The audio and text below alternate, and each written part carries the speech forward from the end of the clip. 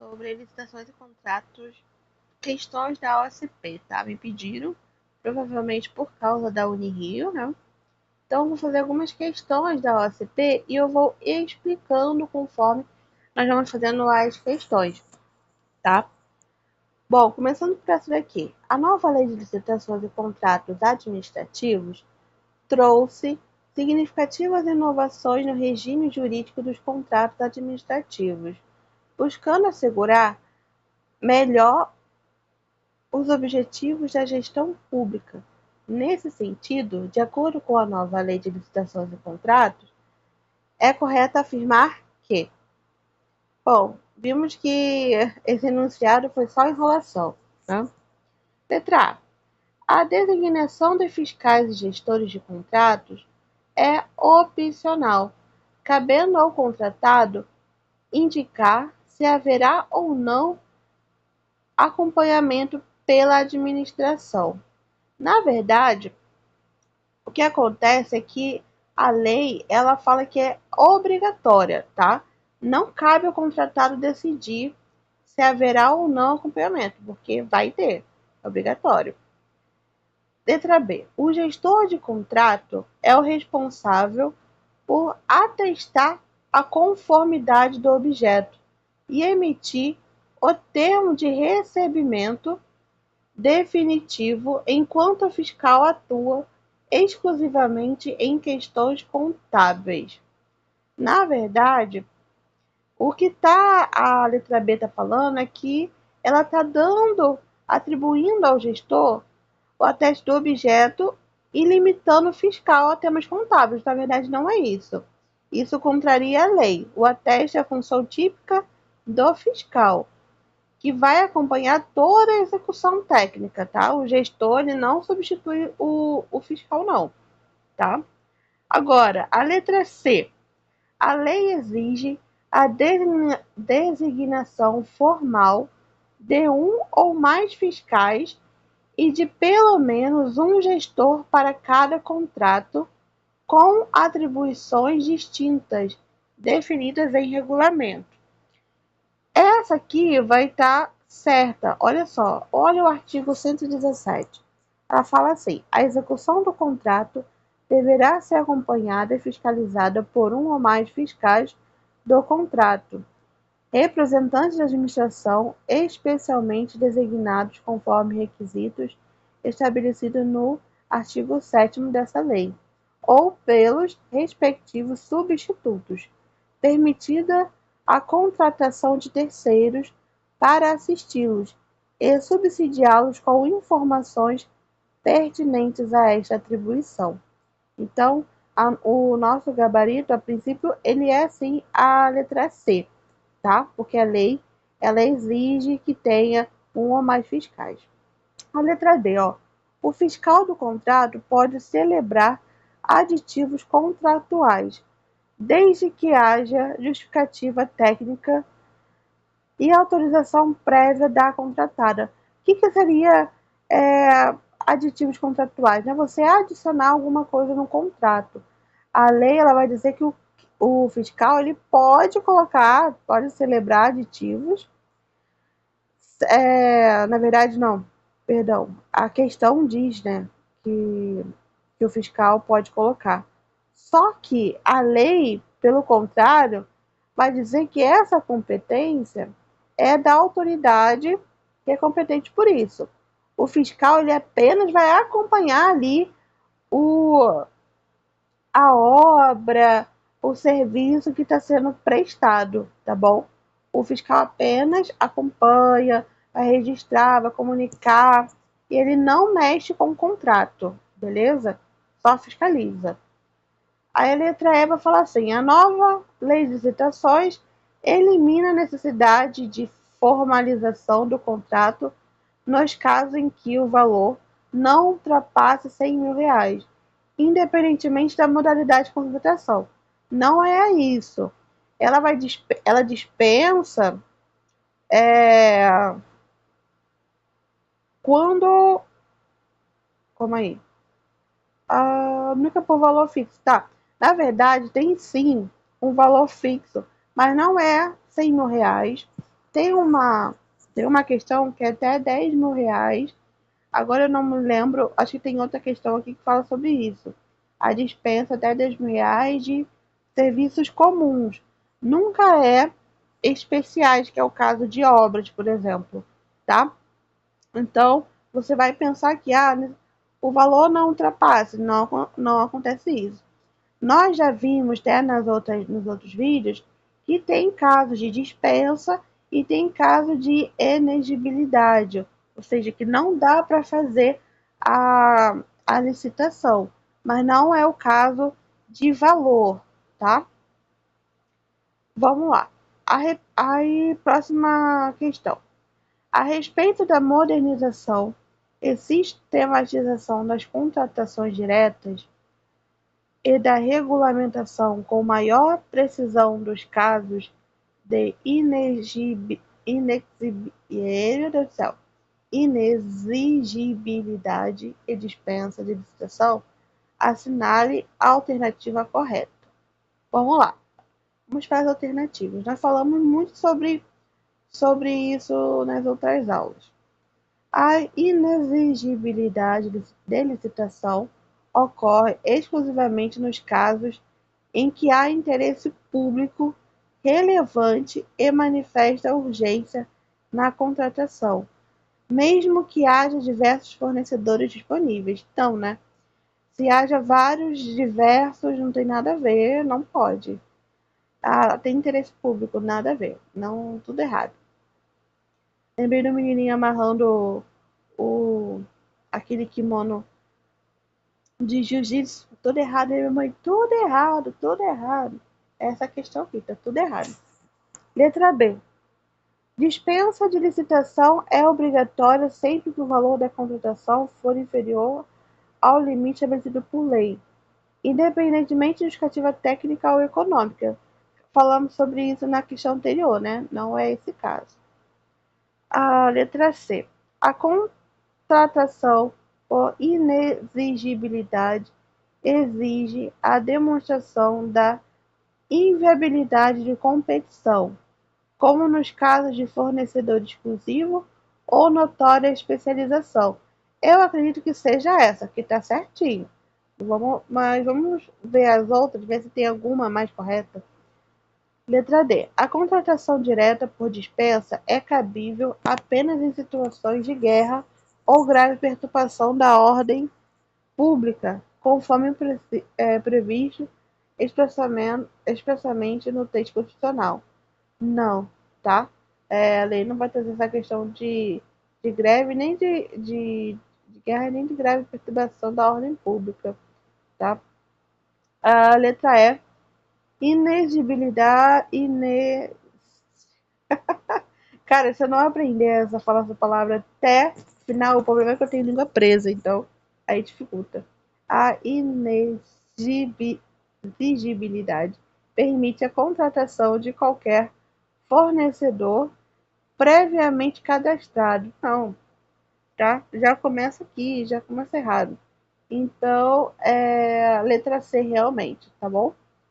Porque para não haver a licitação, precisa da demonstração da inviabilidade da competição, como é o caso de fornecedor exclusivo, ou seja, só tem aquela pessoa, ou notória especialização, como seria, por exemplo, de um cantor, alguma coisa assim.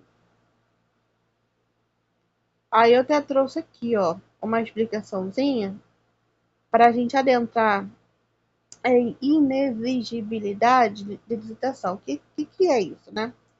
Vai ser inexigível sempre que for inviável a competição, quando não tiver concorrência. Exemplo, no caso da administração, por exemplo, no caso da administração, querer um bem e existe apenas um fornecedor, uma pessoa que faz, tá? Vale destacar que, assim como na lei anterior, que não é importante para a gente saber, tá? Mas só para contextualizar, temos um rol meramente exemplificativo. Para que a licitação seja viável, devem estar presentes os seguintes pressupostos. Tem que ser lógico, pluralidade de bens fornecedores. Inviável, por exemplo, se houver apenas um fornecedor.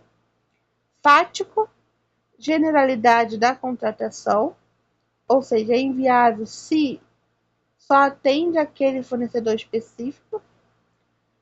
Jurídico, tem que ter interesse público na licitação, tá? É inviável se a licitação vai prejudicar o interesse público, óbvio, né? Não dá para você fazer alguma coisa que vai prejudicar o público, a sociedade. Já a dispensa de licitação, ela ocorre quando a disputa ela é viável, ela é possível, mas a lei faz a dispensa por meio de rol taxativo, e está escrito lá nos artigos 75 e 76, tá? No caso da dispensa de licitação, o legislador entendeu que ela não poderia ser razoável. Alguns casos são, por exemplo, valores inferiores a 100 mil, foi o que eu estava comentando antes, no caso de obras e serviços de manutenção de veículos automotores ou inferiores a 50 mil no caso de outros serviços e compras. Sempre serviços comuns, tá? Nunca serviços especiais, porque pode ter isso na sua prova. Urgência, em contratos urgentes que não ultrapassem até um ano e sejam improrrogáveis, tá? Improrrogáveis. E a lei anterior mencionava que o contrato não ultrapassasse 180 dias, então é o caso. Então, por exemplo, se cair uma questão falando que é 180 dias, não é isso. É contratos urgentes que não ultrapassem um ano. Ponto. Quando tem licitação deserta, ou seja, quando não aparece ninguém interessado, ou quando a licitação ela fracassa, né? Quando as propostas não forem válidas, tá? Bom, próxima questão. Galera, vamos fazer o seguinte, eu vou pedir para vocês, conforme vocês forem assistindo, coloquem nos comentários o que vocês gostariam que tivesse melhorado, se quer que eu traga mais alguma coisa específica, vai colocando no comentário que eu consigo tirar dúvidas de vocês e também impulsiona aqui o vídeo, apesar de eu estar fazendo agora no improviso, eu sei que já ajuda bastante gente também aqui que está estudando, tá? Vamos lá. Durante a análise de contratos administrativos celebrados por autarquias ambientais estaduais, como esse daqui, um auditor identificou que determinada empresa fornecedora descumpriu cláusulas contratuais relativas à entrega de materiais, além de apresentar documentação falsificada durante a fase de habilitação. A Comissão de Fiscalização do Contrato propôs a aplicação de sanções. Com base na situação apresentada e na legislação vigente e suas mudanças, assinale a alternativa correta. Vamos lá.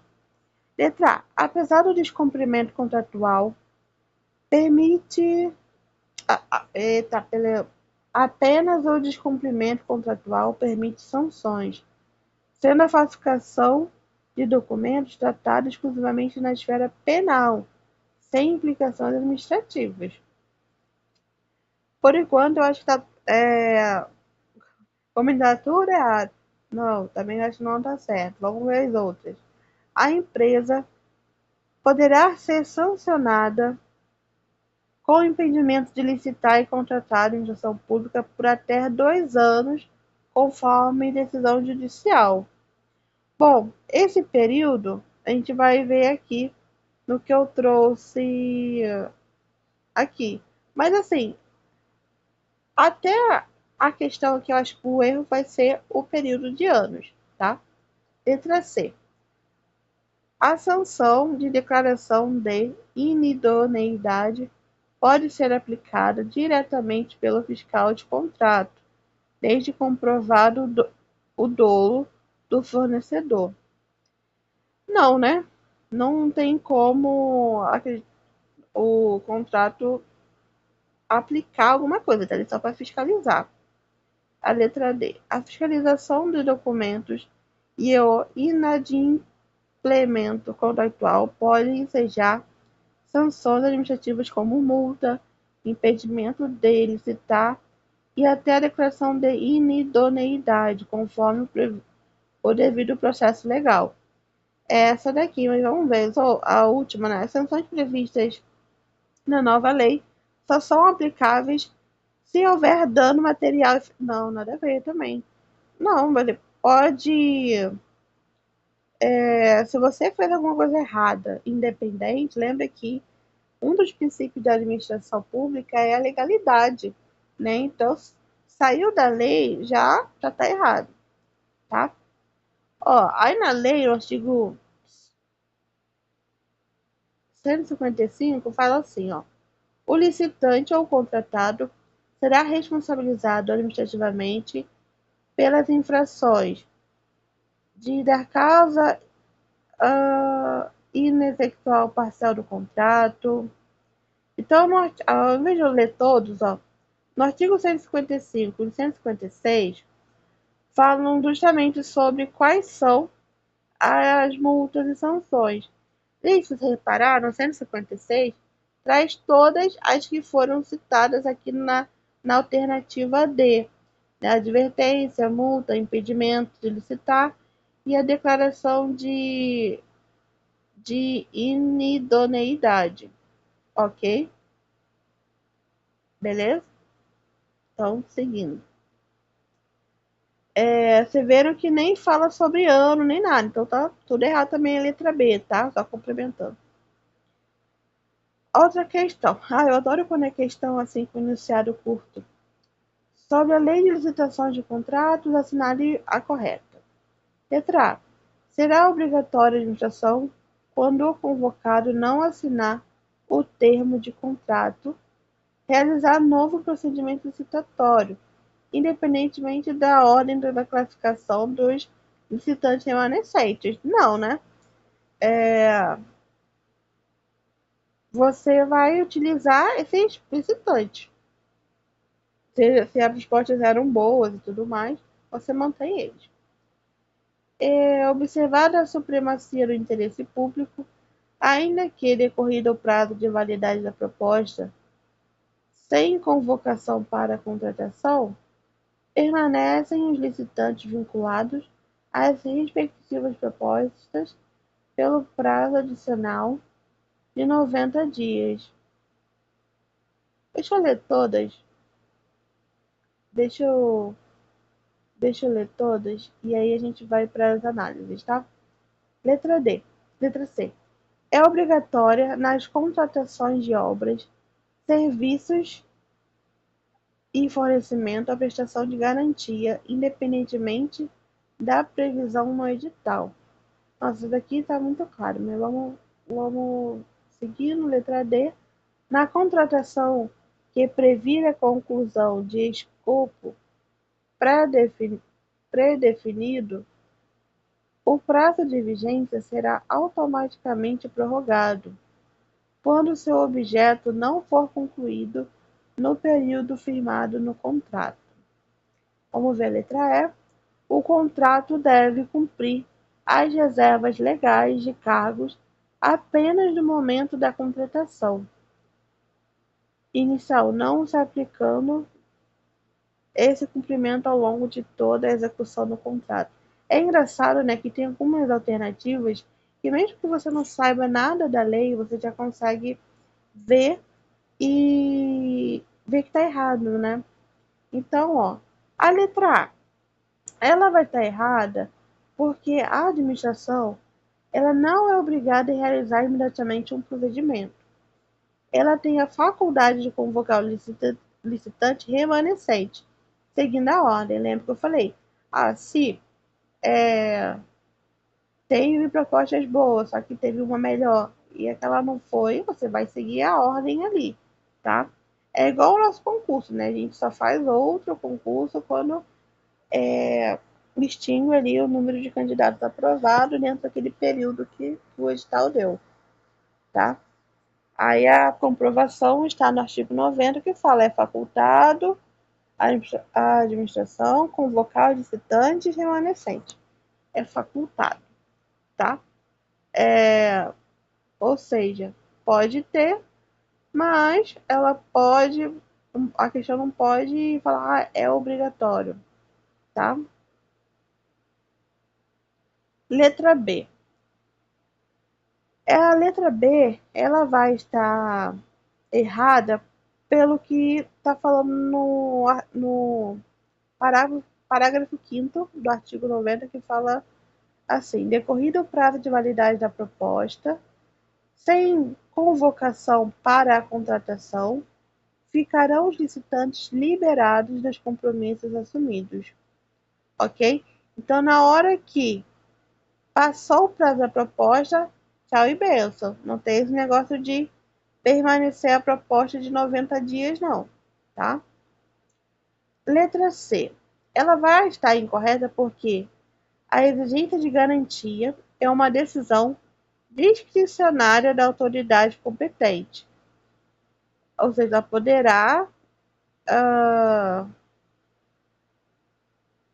poderá fazer, mas ela não é uma obrigação, tá? Mesma coisa, ela é facultativa.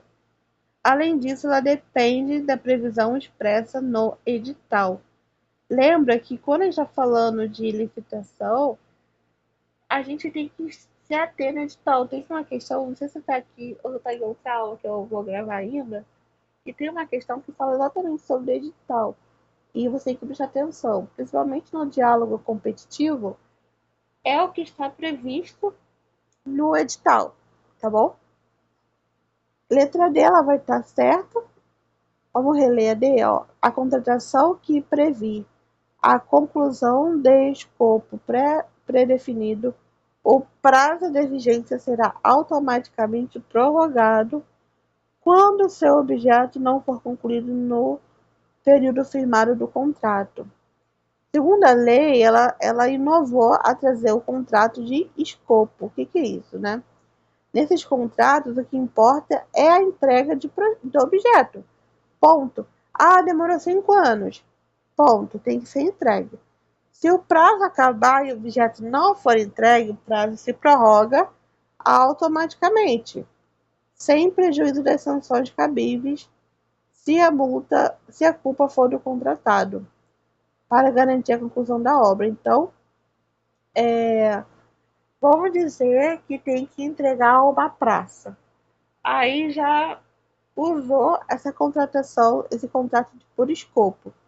Independente se vai entregar em 1 ano, 2 anos, 3 anos, tem que ser entregue, mas não vai ter nenhuma sanção, nem prejuízo, se for a culpa do contratado, tá bom? Ele só tem que entregar.